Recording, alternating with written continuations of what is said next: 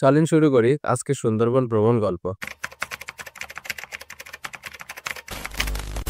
আমাদের যাত্রা শুরু হয়েছিল ঢাকা সায়দাবাদ থেকে রাত 12টার সময়।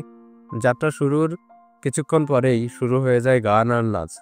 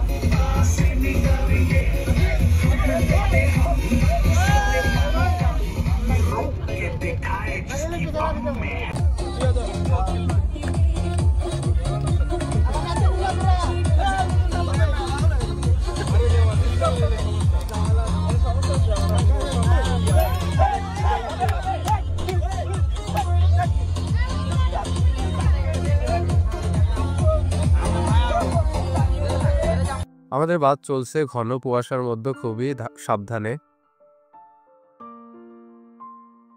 বাস চলতে চলতে সকালের হালকা কুয়াশার মধ্যে আমরা চলে যাই মংলা ঘাটে। তারপর আমরা সকালে নাস্তা শেষ করি। আমরা সকালে নাস্তা শেষ করে তারপরে এদিক দিয়ে বোটিং এর জন্য যাব। বোটও ওই পার যেতে হবে। আমাদের হোস্ট এর পাশে বান্ধবী, তো আমরা এই দিক দিয়ে যাচ্ছি। আমাদের বোটটা ছেড়ে দিল, আমরা এখানে আমাদের টিমে সবাই আছে। সুন্দর দিন কাটাইতাম, আগে কি সুন্দর দিন কাটাইতাম, দিনের আলো রাখলে তোমায় লাগে আরো ভালো, সুন্দরী চলছে একা পথে, বন্দী হলে দোষ কি তাতে, করো না সুন্দরী গো, লাগলে তোমায় লাগে আরো ভালো। সুন্দরবন পৃথিবীর সবথেকে বড় ম্যানগ্রোভ বন, যেটার আয়তন 10,000 বর্গ কিলোমিটার, যার 6,517 বর্গ কিলোমিটার বাংলাদেশের এবং বাকিটা ইন্ডিয়ার। 6 ডিসেম্বর 1967 খ্রিস্টাব্দে বিশ্ব ঐতিহ্যবাহী স্থান হিসেবে স্বীকৃতি পায় সুন্দরবন। এই বনভূমিতে রয়েছে পৃথিবীর বিখ্যাত রয়্যাল বেঙ্গল টাইগার, নানান ধরনের পাখি, হরিণ, কুমির, সাপ সহ অসংখ্য প্রজাতির প্রাণী। বিভিন্ন জরিপ অনুযায়ী পরিলক্ষিত করা যায় সুন্দরবনে 106টি বাঘ রয়েছে। তবে বনদস্যুদের জন্য দিন দিন এ সংখ্যা কমে আসছে। আমাদের প্রায় আধা ঘন্টা জার্নির পরে এখানে আমরা চলে আসছি। এখন আমরা সবাই নেমে যাব। এই যে এখানে নামতে হবে। এদিকে সুন্দর ম্যানগ্রোভ বন, আর এদিকে দেখা যাচ্ছে ওয়াচ টাওয়ার। এখানে আমরা যাব। এখন আমরা এদিক দিয়ে নেমে যাচ্ছি। এখন আমরা চলে আসছি সুন্দরবনের গেটে। এখানে আমাদের যে গ্রুপ হোস্ট আছে উনি কিছু ব্রিফিং দিচ্ছে। তারপরে এদিক দিয়ে আমরা চলে যাব ভিতরে। প্রথমে এদিকে আসার পরে সুন্দর কিছু হরিণ দেখতে পেলাম। কিন্তু ভালো, এটা কি ফল? কাঠবাদাম। আমরা হাঁটতে হাঁটতে এদিকে চলে আসছি। এখানে ওয়াচ টাওয়ার আছে, এখানে গেলে ফুল একটা ভিউ পাওয়া যায়। এখানে আমরা এখন যাব।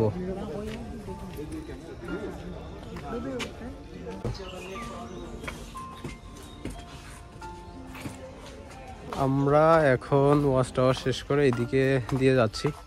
এইদিকে একটা ব্রিজ আছে, এখানে আসল সৌন্দর্যটা উপভোগ করার জন্য এখানে যাওয়া যায়। আর মূলত সুন্দরবনের যে ভিউ বা অরিজিনাল সৌন্দর্য দেখতে হলে আসলে ভিতরে যাওয়া প্রয়োজন, কিন্তু সেটা আমরা যাইতে পারি না।